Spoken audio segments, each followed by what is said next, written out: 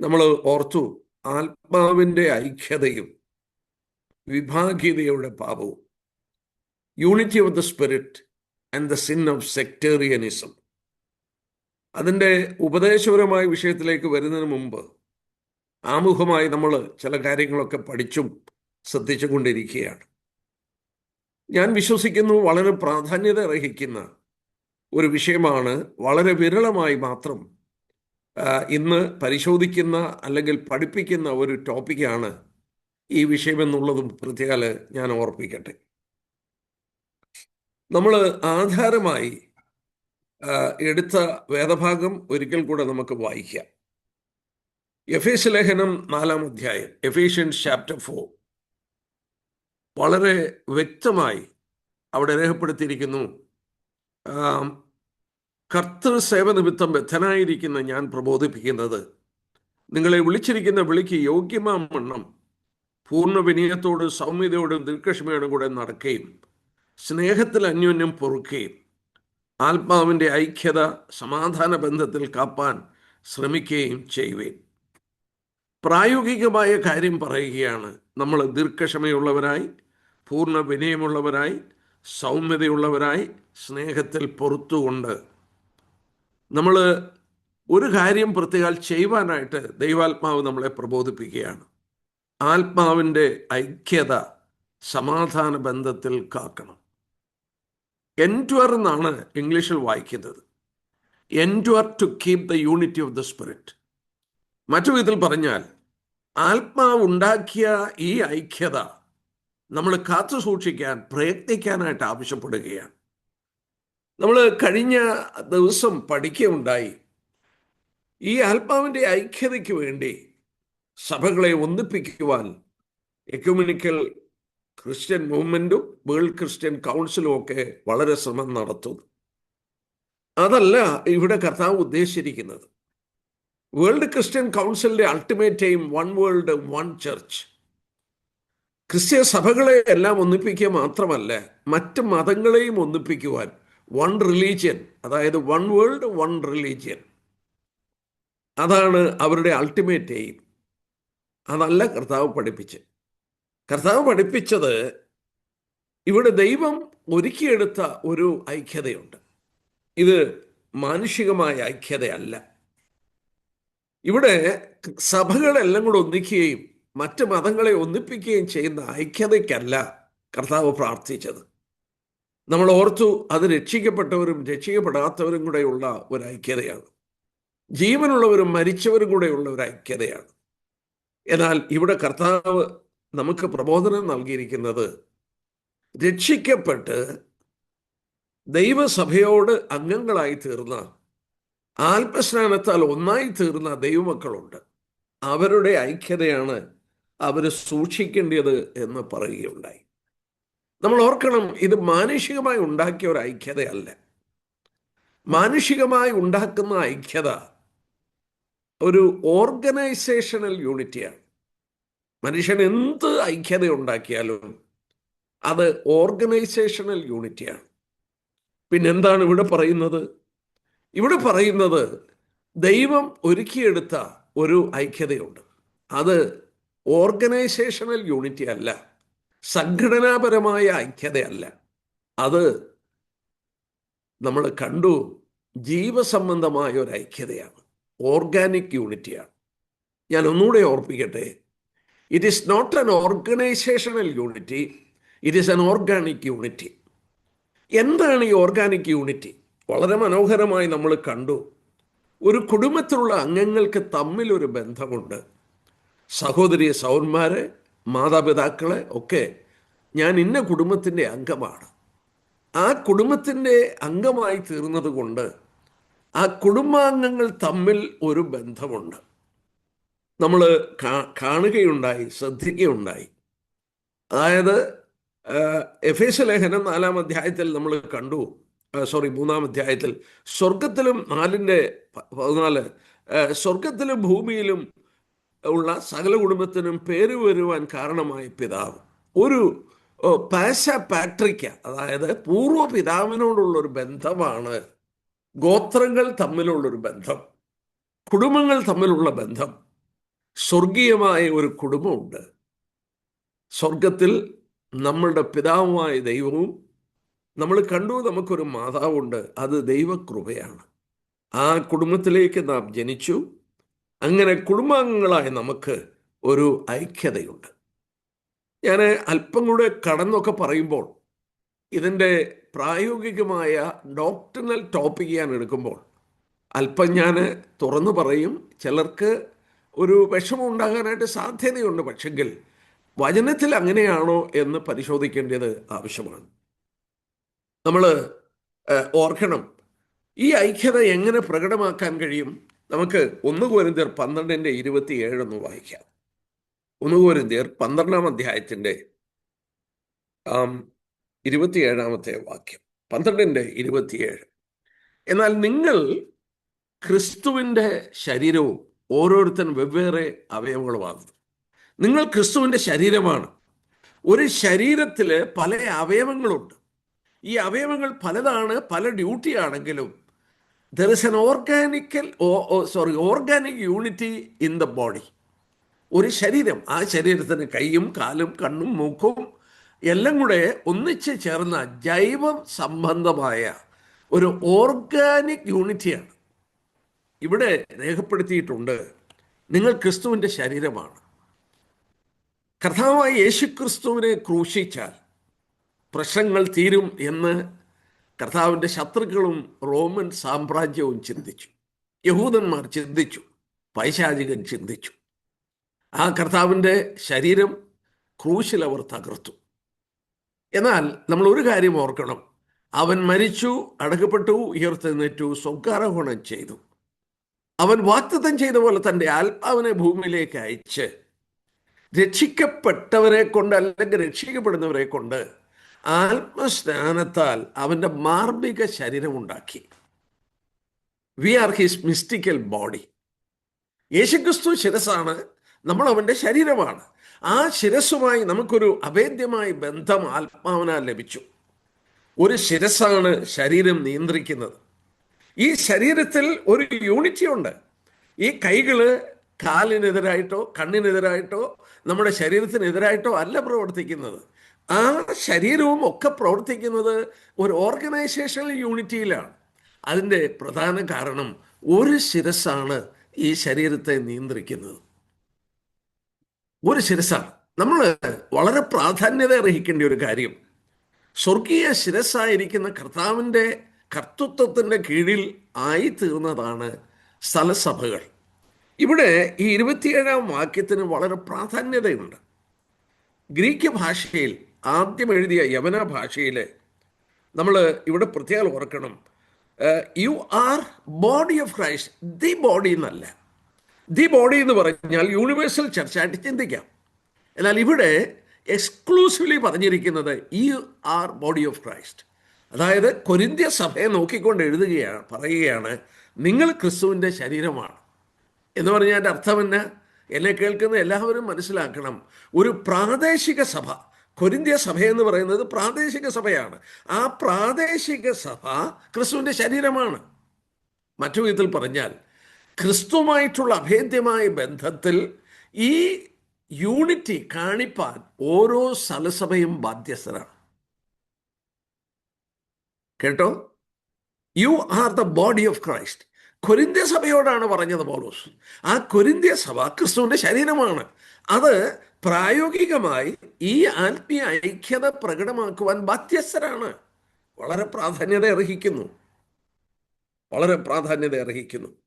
ഞാൻ ഓർപ്പിച്ചു, ഞാൻ അല്പം കടന്നു പറഞ്ഞാലും നിങ്ങൾ ആരായാലും എന്നെ ക്ഷമയോട് കേൾക്കണം. നമ്മൾ ഓർക്കണം, ആദിമ നൂറ്റാണ്ടിൻ്റെ സഭയ്ക്ക് ഈ ഐക്യതയുണ്ടായിരുന്നു. എന്നാൽ ഏതാണ്ട് AD 315 ആയപ്പോൾ കുസ്തന്തിനോസ് ചക്രവർത്തി ക്രിസ്ത്യാനിയായി. പിന്നീട് സഭാ ചരിത്രം നമ്മൾ നോക്കിയാൽ നമ്മൾ പറയുന്നത് ഡാർക്ക് ഏജ് എന്നാണ്. Dark age. 1000 വർഷത്തോളം സഭ അന്ധകാര യുഗത്തിലേക്ക് കടന്നുപോയി. ഉപദേശങ്ങളില്ല. സഭയെ നിയന്ത്രിക്കുന്നത് പോപ്പും അതുപോലെ പുരോഹിതന്മാരുമാണ്. ആ സഭ ഒരു സംഘടനാപരമായ ഒരു ഒരു ഒരു നിലവാരത്തിലേക്ക് താണുപോയി. സംഘടനാപരമായ ഒരു എപ്പിസ്കോപ്പൽ ഹെയറാർക്കി, എന്ന് പറഞ്ഞാൽ മുകളിലുള്ള അധികാരികൾ, അതിൻ്റെ കീഴിലുള്ള അധികാരികൾ, അതിൻ്റെ കീഴിലുള്ള അധികാരികൾ, ഒരു ഒരു ഹയറിയാർക്കി. എൻ്റെ പ്രിയപ്പെട്ടവരെ, പോപ്പിൻ്റെ കീഴിൽ മെട്രോപൊളിറ്റൻ ബിഷപ്സ് എന്ന് പറഞ്ഞാൽ ഓരോ പട്ടണങ്ങളിലെ അതിൻ്റെ കീഴിലുള്ള ബിഷപ്പുമാരെ, ഇങ്ങനെ ഒരു ഒരു ഒരു ഓർഗനൈസേഷണൽ ഒരു ഒരു ഒരു ഒരു സെറ്റപ്പായി ക്രിസ്ത്യൻ സഭകൾ തീർന്നു. എന്നാൽ ഒരു സത്യം ഞാൻ ഓർപ്പിക്കാം, 1830കളിലാണ് ബൈബിളിൻ്റെ സത്യങ്ങളിലേക്ക്, സഭയെന്ന മഹത്വപൂർണമായ അതിൻ്റെ വിഷയത്തിലേക്ക് വീണ്ടും സഹോദരന്മാർ മടങ്ങി വരുന്നത്. 1830കളിലാണ്. നമ്മൾ ഓർക്കണം, അന്ധകാരയുഗം, അതായത് അപ്പോസ്തലന്മാരുടെ കാലഘട്ടത്തിൽ ഉണ്ടായിരുന്ന നഷ്ടപ്പെട്ട ഉപദേശം വീണ്ടും തിരിച്ചു കൊണ്ടുവരുന്നത് ഒരു കൂട്ടം ആളുകളാണ്. അവരുടെ പേരാണ് ബ്രദറൻസ്.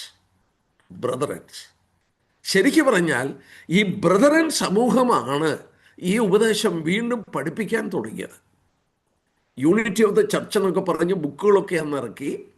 അന്ന് അവർക്ക് മനസ്സിലായി ഒരു ചർച്ച് അത് പ്രാദേശിക സഭകൾ യേശുക്രിസ്തുവിൻ്റെ ശരീരത്തിൻ്റെ ശരീരമാണെന്നും ആ സഭകൾ അതിൻ്റെ ഐക്യത പ്രകടമാക്കേണ്ടതാണെന്നും ഒക്കെ അവർ പഠിപ്പിക്കാനും ബുക്കുകളൊക്കെ എഴുതി തുടങ്ങി. Unity of the church, so unity in the spirit. ഈ ബ്രദറൻ സഭകളാണ് വാസ്തവത്തിൽ ഈ ഐക്യതയുടെ പ്രിൻസിപ്പിളിൽ ഇന്നും പ്രവർത്തിക്കുന്നത്. They don't have an organisational unity. നമ്മളൊന്ന് ചിന്തിച്ചേ, ഓരോ പ്രാദേശിക സഭയും ബ്രദറൻ ചർച്ചസ് ഇൻഡിപെൻഡൻ്റ് ആണ്. ഈ ഓരോ പ്രാദേശിക സഭയും ഒന്നാണ്, ക്രിസ്തുവിൻ്റെ ശരീരമാണ്. ആ ശരീരം അതിൻ്റെ ഐക്യത പ്രകടമാക്കുവാനായിട്ട് ശ്രമിക്കുന്നു. നമ്മൾ ഓർത്തതുപോലെ മറ്റ് സഭകളൊക്കെ ഒരു ഓർഗനൈസേഷണൽ യൂണിറ്റി, ക്ഷമിക്കണം, വേർപെട്ട സമൂഹങ്ങളിൽ പോലും സെൻട്രൽ പാസ്റ്റർ, ഡിസ്ട്രിക്ട് പാസ്റ്റർ, ഇങ്ങനെ that is an organisational setup. അതല്ല ദൈവം ആഗ്രഹിക്കുന്നത്. ദൈവം ആഗ്രഹിക്കുന്നത് ഓർഗാനിക് യൂണിറ്റിയാണ്. ഈ ഓർഗാനിക് യൂണിറ്റിയെക്കുറിച്ചാണ് നമ്മൾ വളരെ വ്യക്തമായി തിരുവചനം പഠിപ്പിക്കുന്നതും മനസ്സിലാക്കുന്നതും. ഇതിനോടുള്ള ബന്ധത്തിൽ എന്തെങ്കിലും സംശയമുണ്ടെങ്കിൽ സഹോദരന്മാർക്ക് ചോദിക്കുവാനും ക്ലാരിഫൈ ചെയ്യാനായിട്ടും അവർക്ക് അവകാശമുണ്ട്. എന്നാൽ ഈ വിഷയം ദൈവജനത്തിൻ്റെ വെളിച്ചത്തിൽ നാളുകളായി വിലയിരുത്തുകയും പഠിക്കുകയും വളരെയധികം ദൈവം എൻ്റെ ഹൃദയത്തോട് സംസാരിക്കുകയും ചെയ്തതിൻ്റെ ഫലമായിട്ടാണ് ഞാനിത് വളരെ വ്യക്തമായി പഠിപ്പിച്ചുകൊണ്ടിരിക്കുന്നത്. നമ്മൾ ഇവിടെ ഈ ഐക്യതയുള്ള ബന്ധത്തിൽ പൊതുവിൽ അവിടെ ഓർപ്പിക്കുന്നുണ്ട്, നിങ്ങളെ വിളിച്ചപ്പോൾ ഏക പ്രത്യാശയ്ക്കായി വിളിച്ചു, ശരീരം ഒന്നാണ്, ആത്മാവ് ഒന്നാണ്, കർത്താവ് ഒന്നാണ്, വിശ്വാസം ഒന്നാണ്. ഇങ്ങനെ പലതും മുന്നോട്ട് പോവുകയാണ്. അത് പലതും നമ്മൾ ചിന്തിച്ചു. എന്നാൽ ഒരു കാര്യം ഞാൻ പ്രത്യേകം ഓർപ്പിക്കട്ടെ. എഫേസ്യ ലേഖനം 4:4 ഇത് നമ്മൾ പുതുതായിട്ട് ശ്രദ്ധിക്കാൻ പോകുന്ന ഒരു കാര്യമാണ്. എഫേസ്യ ലേഖനം 4-ാം അധ്യായത്തിൻ്റെ 4-ാം വാക്യത്തിൽ നമ്മൾ കണ്ടു കഴിഞ്ഞ ദിവസം, ആത്മാവ് ഒന്ന്, കർത്താവ് ഒന്ന്, പിതാവ് ഒന്ന്, തൃത്വം. ആ തൃത്വത്തോടുള്ള നമ്മുടെ ബന്ധം നമ്മൾ ഓർത്തു. അതൊക്കെ അവിടെ വിടട്ടെ. എന്നാൽ ഇവിടെ ഒരു പ്രത്യേക കാര്യം പറയുന്നു 5-ാം വാക്യത്തിൽ, വിശ്വാസം ഒന്ന്. കണ്ടോ? വിശ്വാസം ഒന്ന്. നമ്മൾ ഒന്ന് യൂദായുടെ ലേഖനത്തിലേക്കൊന്ന് വരാം. യൂദായുടെ ലേഖനം അതിൻ്റെ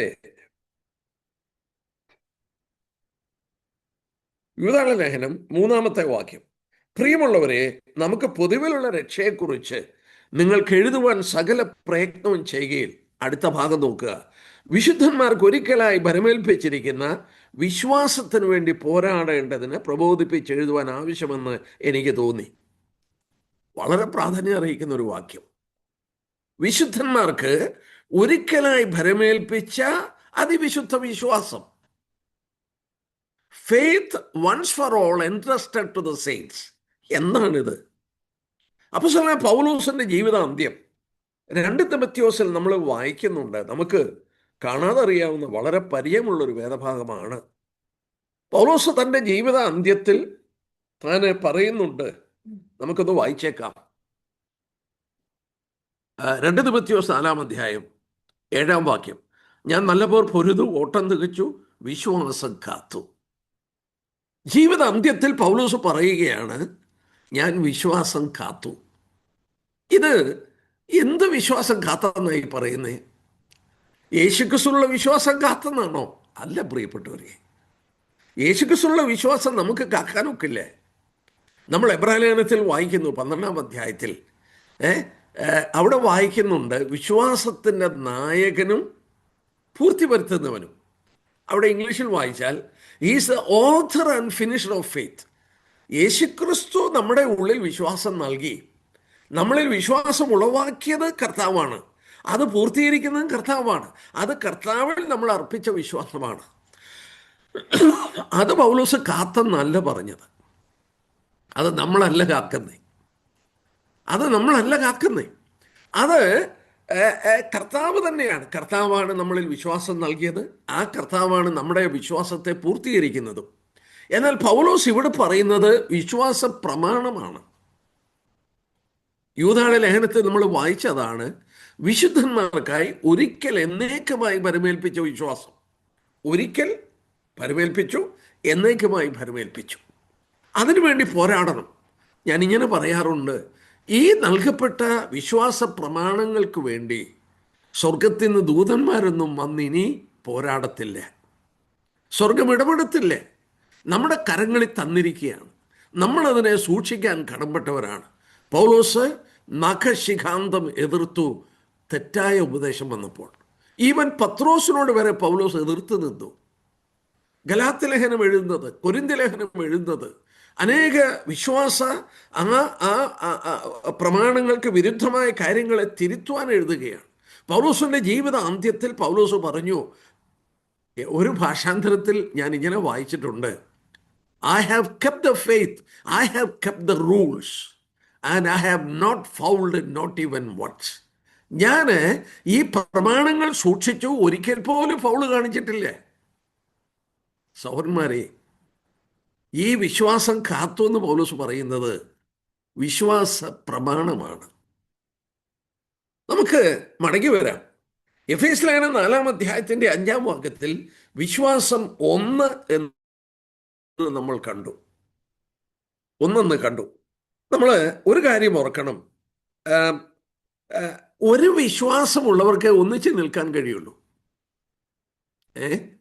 ഒന്ന് ശ്രദ്ധിച്ചേ, ഒരു വിശ്വാസമുള്ളവർക്ക് ഒന്നിച്ച് നിൽക്കാൻ കഴിയുള്ളൂ എന്ന് പറഞ്ഞാൽ അതിൻ്റെ അർത്ഥം എന്നാ? ഈ ദൈവത്തിൻ്റെ പ്രമാണങ്ങളുണ്ടല്ലോ. ഞാൻ വേറെ ഒരു വാക്യം എടുത്തോട്ടെ, ആ 4-ാം അധ്യായത്തിൻ്റെ 12-ാം വാക്യം നോക്കി.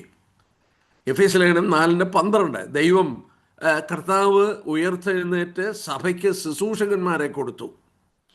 12-ാം വാക്യത്തിൽ അവന് 11 തൊട്ട് അപ്പോസ്തലന്മാർ, ചിലരെ അപ്പോസ്തലന്മാരെ, ചിലർ പ്രവാചകന്മാരെ, ചിലരെ സുവിശേഷകന്മാരെ, ചിലരെ ഇടയന്മാരെ, ചിലരെ ഉപദേഷ്ടാക്കന്മാരായി നിയമിച്ചു.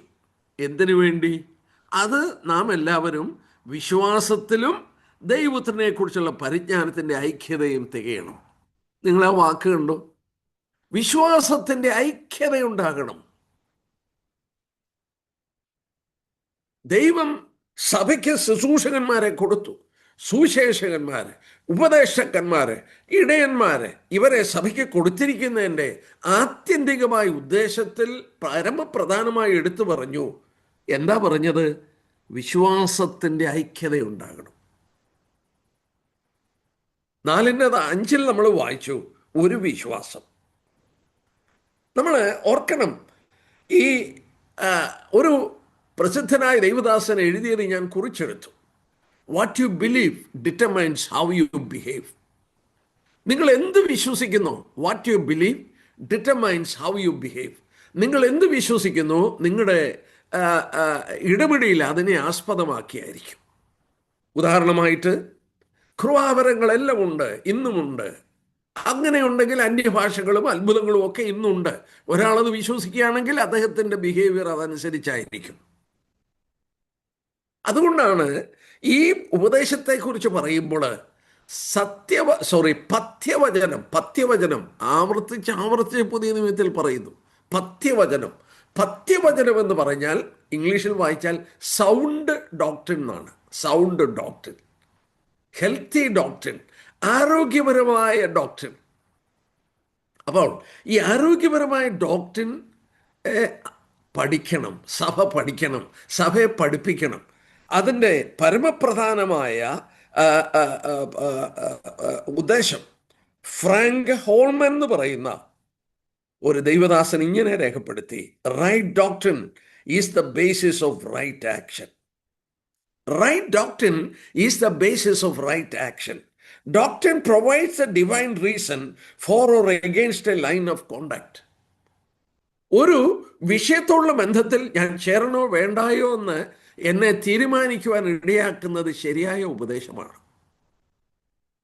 ഞാൻ ഏതാണ്ട് 30 വർഷം കഴിഞ്ഞു കർത്താവിൻ്റെ വേലയ്ക്ക് വേണ്ടി നാട്ടിൽ വന്നിട്ട്.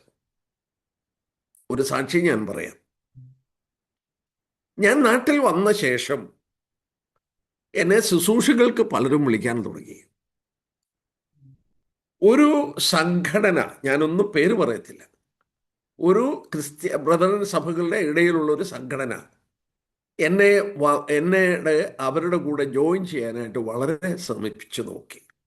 പക്ഷേ ഞാൻ ഇവിടെ വരുന്നതിന് മുമ്പ് I had A clear conviction, the Lord is building his church. കർത്താവിൻ്റെ വേലക്കാരൻ സഭയെ പണിയുന്നവനായിരിക്കണം, സംഘടന പണിയുന്നവനല്ല. ഞാൻ റിജക്റ്റ് ചെയ്തു. ഞാൻ അതിൽ ഇന്ന് വരെ I took a strong stand for the Lord and for what he is building. അതിൻ്റെ കാരണം ഞാൻ തിരുവചനത്തിൽ എന്തു വന്നാലും ആ റൈറ്റ് ഡോക്ട്രിൻ മനസ്സിലാക്കാൻ ശ്രമിക്കും. നമ്മൾ പഠിച്ചത് അതാണ്. Right doctrine is the basis of right action.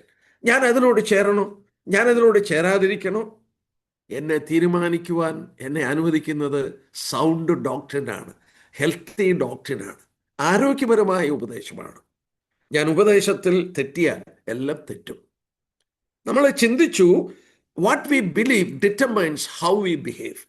നമ്മൾ എങ്ങനെ ബിഹേവ് ചെയ്യുന്നു എന്ന് നമ്മൾ വിശ്വസിക്കുന്നതിനെ ആസ്പദമാക്കിയാണ്. അപ്പം നമ്മൾ ശരിയായ ഉപദേശം മനസ്സിലാക്കണം കേട്ടോ. Doctrine will provide a reason for or against a line of conduct. എൻ്റെ സഹോദരന്മാരെ, ഇത് സഭയിൽ ശുശ്രൂഷിക്കുന്നവർക്ക് എത്ര വലിയ ചുമതലയുണ്ട്, എത്ര വലിയ ചുമതലയുണ്ട്. ഈ ഡോക്ട്രിനെ, ഈ പഥ്യ ഉപദേശം വിശുദ്ധന്മാർക്ക് ഒരിക്കലായി ഭരമേൽപ്പിച്ച അതിവിശുദ്ധ വിശ്വാസം, പൗലോസിന്റെ ജീവിതാന്തത്തിൽ ഞാനത് സൂക്ഷിച്ചെന്ന് പറഞ്ഞ വിശ്വാസം, നമ്മൾ സഭയിലുള്ള മറ്റുള്ളവരെ പഠിപ്പിക്കാൻ, ഒരേ വിശ്വാസ പ്രമാണത്തിൽ അവരെ സൂക്ഷിക്കാൻ, അങ്ങനെ വിശ്വസിക്കുന്നവരെ ഒന്നിച്ചു നിൽക്കുകയുള്ളൂ. ഞാൻ ഒന്ന് തുറന്നു പറഞ്ഞോട്ടെ. കാലങ്ങൾക്ക് മുമ്പ് എൻ്റെ പിതാവിൻ്റെ കാലത്ത്, എൻ്റെ പിതാവിൻ്റെ കാലഘട്ടത്തിൽ ബ്രദറൻ സമൂഹത്തിൽ വേറെയൊരു ചിന്താഗതി കടന്നു വന്നു. നിങ്ങളിൽ ചിലർക്ക് ഓർമ്മയുണ്ട്. ഏതാണ് ശരി തെറ്റെന്നൊന്നും ഞാൻ പറയാനല്ല തുനിയുന്നത്, ഞാനൊരു സത്യം പറയാൻ ശ്രമിക്കുകയാണ്. IGM എന്ന് പറഞ്ഞൊരു ഒരു ഒരു ഒരു ഒരു പ്രസ്ഥാനം ഉണ്ടായി. ഞാൻ ചുരുക്കി പറയാം, ഏതാണ്ട് 10 വർഷത്തെ ബ്രദറുകാരുടെ ഗ്രോത്ത് പോയി. ദേ lost almost 10 years of growth. എല്ലായിടത്തും ഇതുള്ള ബന്ധത്തിൽ പ്രശ്നങ്ങൾ, സഭാ ഹോൾ അടച്ചിടുന്നു, വഴക്കുകൾ, കേസുകൾ. 10 വർഷം ദേ ലോസ്റ്റ് 10 years ഓഫ് ഗ്രോത്ത്. ഇന്ന് നമ്മൾ ശ്രദ്ധിച്ച് നോക്കിയാൽ, ഈ ഉപദേശം കൃത്യമായി മനസ്സിലാക്കിയിരുന്നെങ്കിൽ, ഞാൻ ഇന്ന പക്ഷം, ഞാൻ ഇന്ന പക്ഷം, ഞാൻ ഇന്ന ഗ്രൂപ്പ്, ഞാൻ ഇന്ന ഗ്രൂപ്പ്, നമ്മുടെ ഇടയിൽ ഒരേ സ്ഥലസഭ, ഒരേ വിശ്വാസ പ്രമാണം, ഒരു ഓർഗാനിക് യൂണിറ്റി, ഇതിൻ്റെ ഉള്ളിൽ സംഘടനാപരമായ ഐക്യതയുള്ളവരെ വേർതിരിച്ച് മാറ്റി ഈ സുവിശേഷകന്മാരെന്ന് പറയുന്ന നേതൃത്വം കൊടുക്കുന്നവർ തന്നെ. ഞാൻ അതുകൂടെ വിശദമായി എടുക്കും. ഞാൻ സിൻ ഓഫ് സെക്ടേറിയനിസം വരുമ്പോൾ എന്തുകൊണ്ടാണ് ഇതൊക്കെ ചെയ്യുന്നത്. നമ്മൾ ഒരു വളരെ വ്യക്തമായി മനസ്സിലാക്കേണ്ട ഒരു കാര്യം, ഒരു വിശ്വാസത്തിലുള്ളവരെ ഒന്നിച്ച് നിൽക്കത്തുള്ളൂ. ഉദാഹരണമായിട്ട്, ആരാധന നടത്തേണ്ടത് സ്ഥലസഭയിലാണ്, കർത്തൃമേശ മുറിക്കേണ്ടത് സ്ഥലസഭയിലാണ്. അല്ല, എവിടെയും കർത്തൃമേശ മുറിക്കാം, എവിടെയും ആരാധിക്കാം.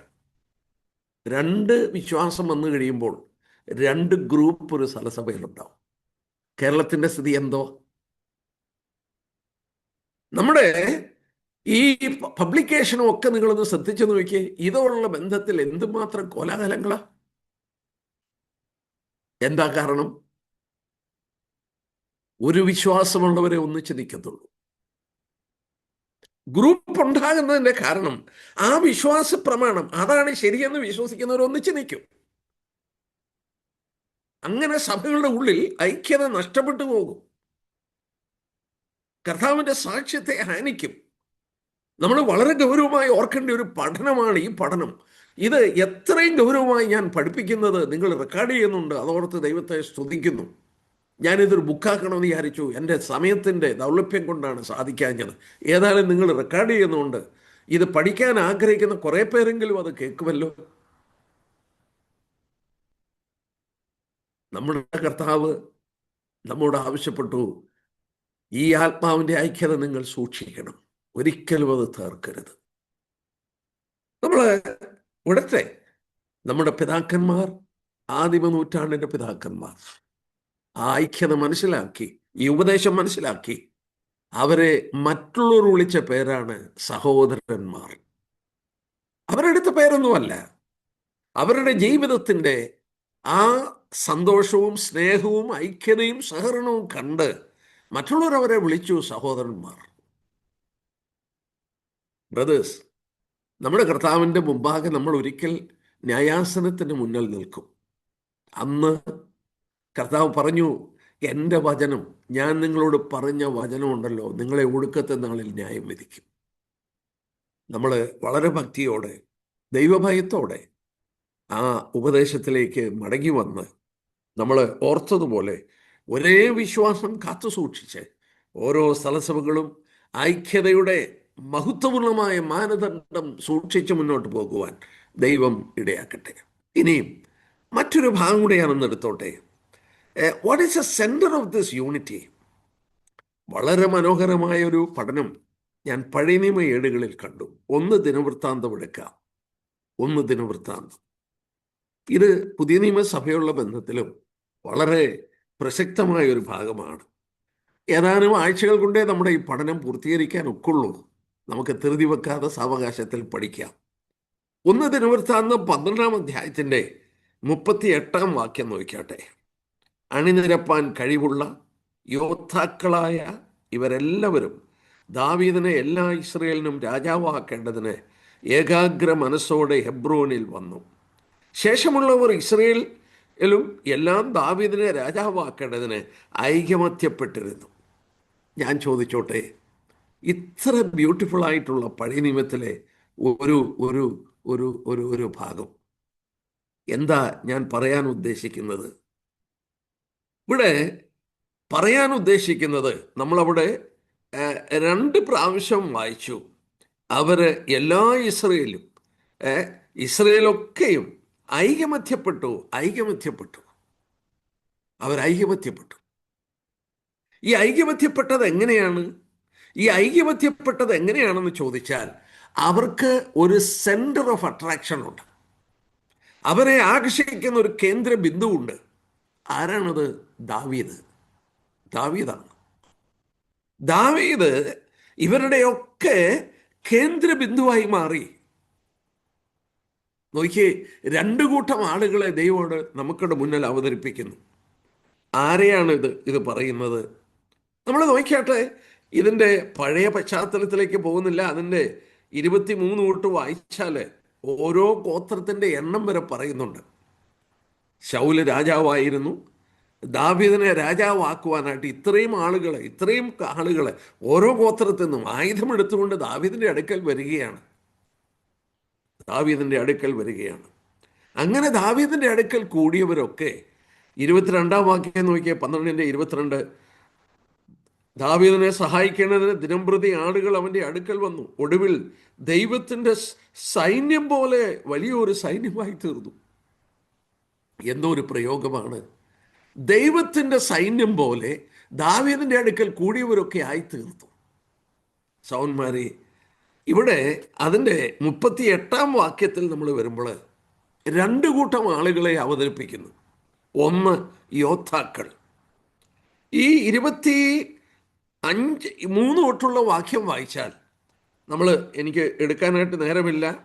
ഓരോ യഹൂദ ഗോത്രത്തിൽ നിന്ന്, ശിമെയോന്യ ഗോത്രത്തിൽ നിന്ന്, ലേവി ഗോത്രത്തിൽ നിന്ന് ഇങ്ങനെ താഴോട്ട് വായിക്കുന്നു. ഈ ഗോത്രങ്ങളിൽ നിന്ന് ഇത്ര 1000, 10,000, 20,000 ഇങ്ങനെ ആളുകൾ വരികയാണ്. യോദ്ധാക്കൾ, അവരുടെ കയ്യിൽ ആയുധമുണ്ട്, കുന്തമുണ്ട്, യുദ്ധം ചെയ്യാൻ അവർ കഴിവുള്ളവരാണ്, അവർ ചെറുപ്പക്കാരാണ്, ശാരീരിക ബലമുണ്ട്, കായ്ബലമുണ്ട്. രണ്ടാമത് പറഞ്ഞു ശേഷമുള്ളവർ. രണ്ട് കൂട്ടം ആളുകളെ അവിടെ കാണുകയാണ്. എന്നാൽ ആദ്യത്തെ കൂട്ടരെ നോക്കാം, യോദ്ധാക്കൾ. യോദ്ധാക്കൾക്കൊരു വിശദീകരണം കൊടുത്തു. അണിനിരപ്പാൻ കഴിവുള്ള യോദ്ധാക്കൾ. What does it mean? എന്താണ് അതിൻ്റെ അർത്ഥം? KJV-യിലെ all these men of war who could keep ranks. All these men of war who could keep ranks. NIV, all these were fighting men who volunteered to serve in the ranks. They volunteered to serve in the ranks. നോക്കുക, യോദ്ധാക്കൾ, ആയുധമെടുത്തവര്. നോക്കുക, ആ സൈന്യത്തിന് ഒരു ഐക്യതയില്ലെങ്കിൽ ഒരു ഡിസ്യൂണൈറ്റഡ് ആയ army ആകും. ദാവീദിന്റെ അടുക്കൽ വന്ന യോദ്ധാക്കൾ, ആയുധമെടുത്തവര്, they have volunteered to serve in the ranks. അവര് ഒരു സൈന്യം പോലെ അവർക്ക് കൊടുത്ത റാങ്കിൽ അവര് ശുശ്രൂഷിക്കാൻ അവർ തയ്യാറായി. ഇതൊരു വലിയ ആശയമാണല്ലോ. അവരെവിടെയാ ഒന്നിച്ചു കൂടിയിരിക്കുന്നത്? ആ 38-ാം വാക്യത്തിൽ ഏകാഗ്ര മനസ്സോടെ ഹെബ്രോനിലേക്ക് വന്നു. ഹെബ്രോൻ എന്ന വാക്കിന്റെ അർത്ഥം എന്തുവാ? ഹെബ്രോൻ എന്ന വാക്കിന്റെ അർത്ഥം കൂട്ടായ്മ എന്ന, ഫെലോഷിപ്പ്. ഹെബ്രോൻ എന്ന വാക്കിന്റെ അർത്ഥം ഫെലോഷിപ്പ്. നോക്കിയേ, രണ്ടു കൂട്ടം ആളുകൾ. ഈ രണ്ടു കൂട്ടം ആളുകൾ, ഒന്ന് പ്രാപ്തന്മാരായ, യൗവനക്കാരായ, ആരോഗ്യമുള്ള, ആയുധമുള്ള ആളുകൾ. ഒരുപാട് പേരുണ്ട്. അവര് ദാവീദിന്റെ അടുക്കൽ വന്നപ്പോൾ ദാവീദ് തലവനായി, ദാവീദ് പറയുന്നത് അനുസരിപ്പാൻ സന്നദ്ധരായി.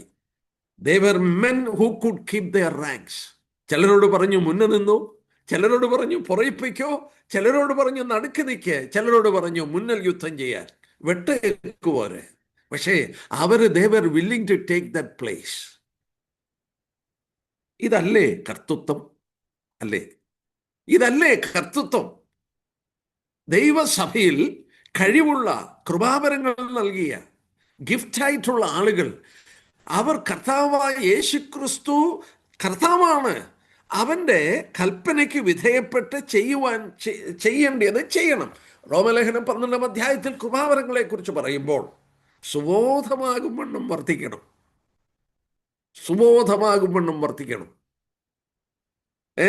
നമ്മൾ നോക്കിയേ, കൂട്ടായ്മയിൽ വന്നിരിക്കുക, ഹെബ്രോനിൽ വന്നിരിക്കുക.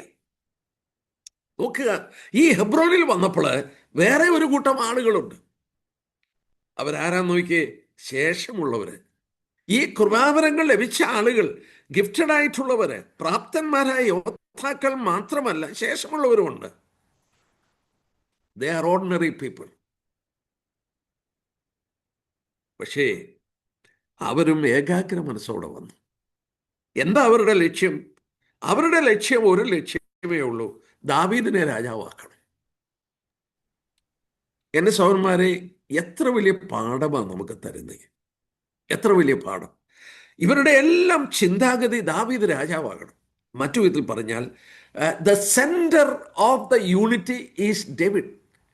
അവരെല്ലാം ദാവീദ് രാജാവാകണമെന്ന് ആഗ്രഹിച്ചപ്പോൾ ദ സെന്റർ ഓഫ് യൂണിറ്റി, അവരെല്ലാം ഒന്നായി മാറി. വ്യത്യസ്തമായ വ്യക്തികൾ, യോദ്ധാക്കള്, പ്രാപ്തന്മാരായ ആളുകൾ, യുദ്ധം ചെയ്ത് പരിചയിച്ചവര്, അങ്ങനെയുള്ളവരും സാധാരണക്കാരും എല്ലാം കൂടെ ഒന്നിച്ചു കൂടിയപ്പോൾ അവരെവിടെ വന്നിരിക്കുന്നത്? ഹെബ്രോനിൽ, കൂട്ടായ്മയിൽ വന്നിരിക്കുക. ഈ കൂട്ടായ്മയിൽ വന്നപ്പോൾ അവരുടെ കേന്ദ്ര ബിന്ദു അല്ലെങ്കിൽ അവരുടെ സെന്റർ ഓഫ് അട്രാക്ഷൻ എന്ന് പറഞ്ഞാൽ ഡേവിഡാണ്, യേശു ക്രിസ്തുവാണ്. അവൻ്റെ മഹത്വം, അവനെ ഉയർത്തണം.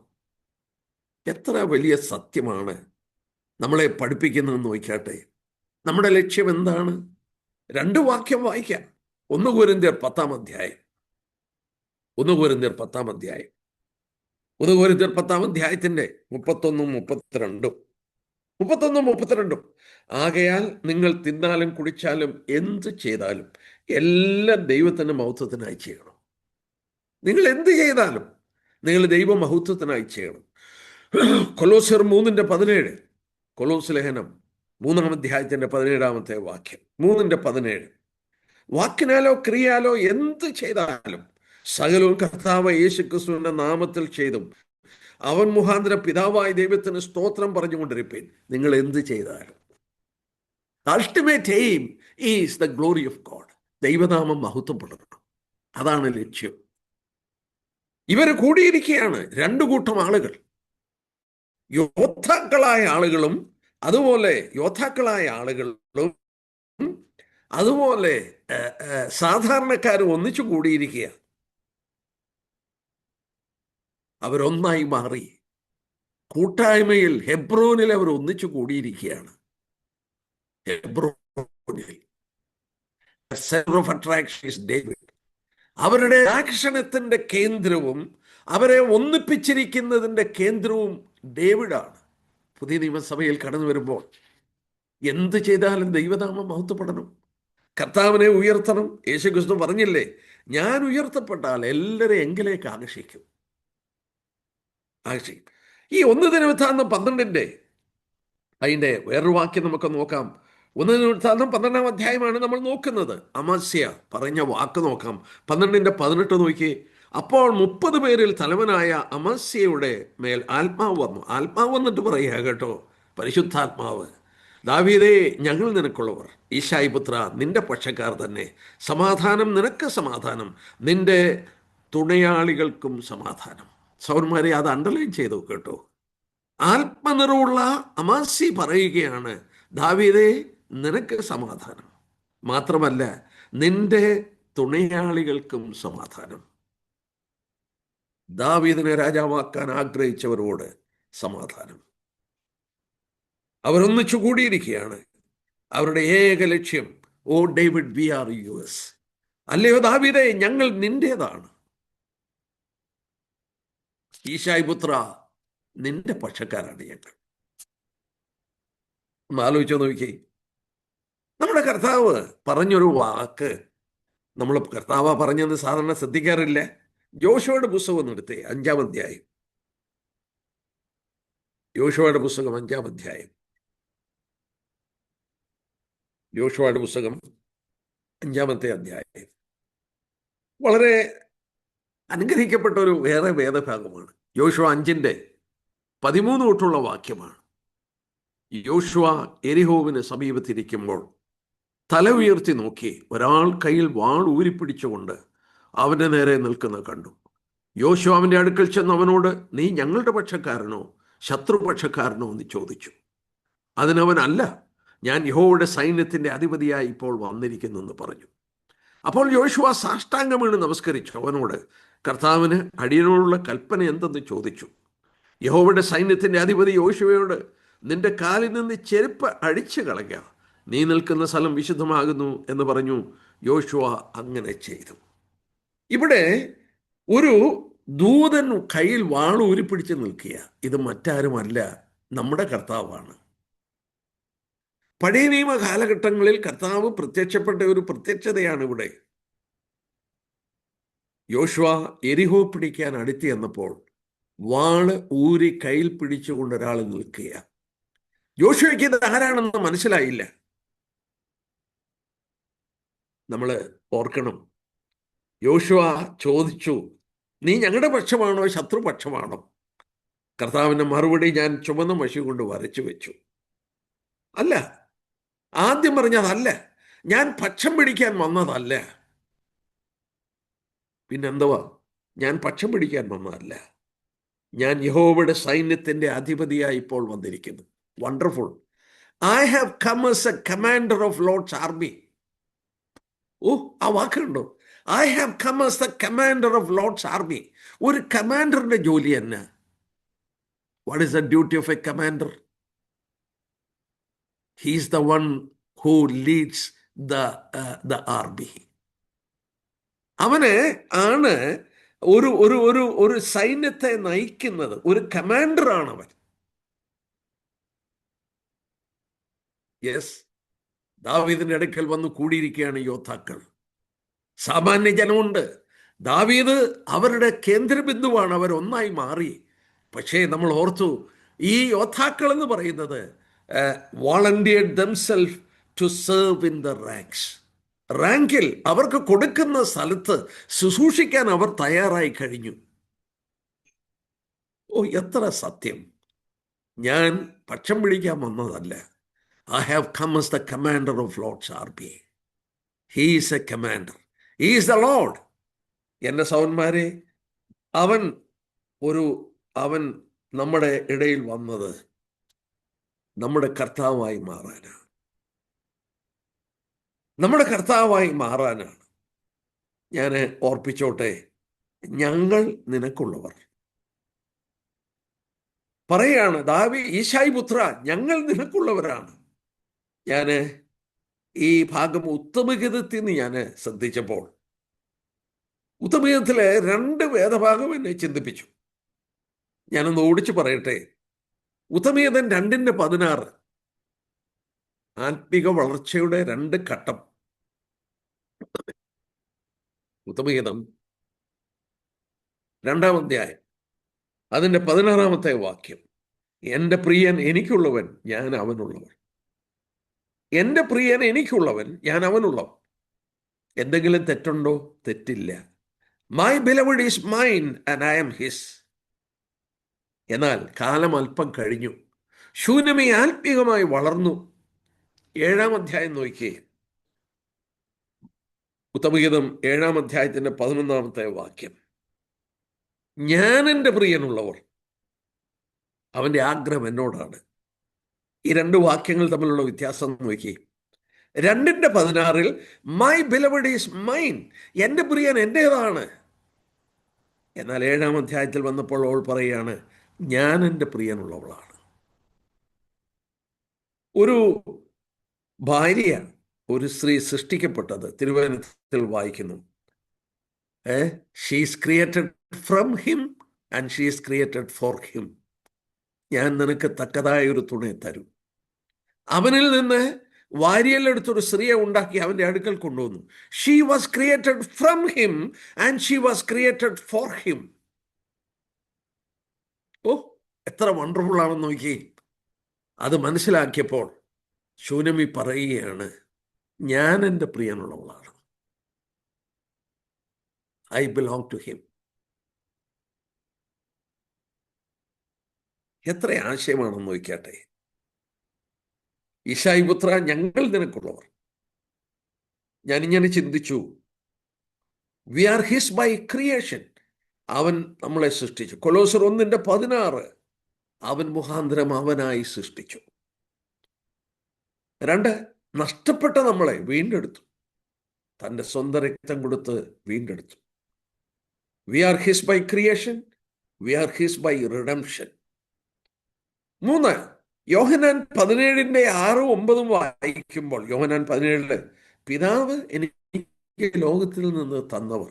V are gifted to him by heavenly father. 4, our willing submission. 4 കാരണങ്ങൾ. 1, അവൻ നമ്മളെ അവനായി സൃഷ്ടിച്ചു. 2, നഷ്ടപ്പെട്ട നമ്മളെ അവൻ സ്വന്തം ജീവൻ കൊടുത്തു വീണ്ടെടുത്തു. 3, പിതാവ് നമ്മളെ അവന് കൊടുത്തു. We are gifted to him. 4, our willing submission to him. നമ്മൾ അവൻ്റേതാണ്. ഈശായി പുത്ര, ഞങ്ങൾ നിനക്കുള്ളവർ. ഉത്തമഗീതത്തിൽ ശൂനമി പറഞ്ഞു അവസാനം, ഐ ആം മൈ ബിലവഡ്സ്, ഞാൻ എൻ്റെ പ്രിയൻ്റേതാണ്. യെസ്, ഞാൻ വായിച്ചൊരു സംഭവം ഓർക്കുന്നു. 1ാം ലോക യുദ്ധകാലം. അന്ന് ക്ലോറോഫോം കണ്ടുപിടിച്ചിട്ടില്ല. ഒരു French soldier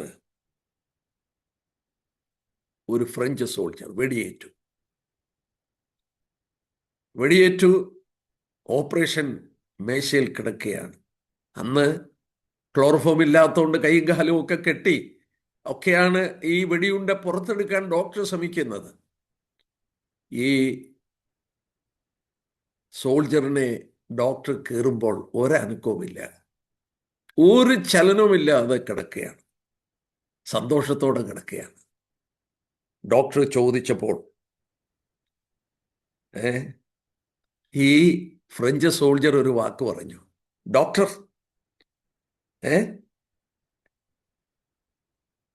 probe a little deeper, ഇങ്ങനെയാണ് ആ വേർഡ് പോയത്. Probe a little deeper, you will find the emperor there.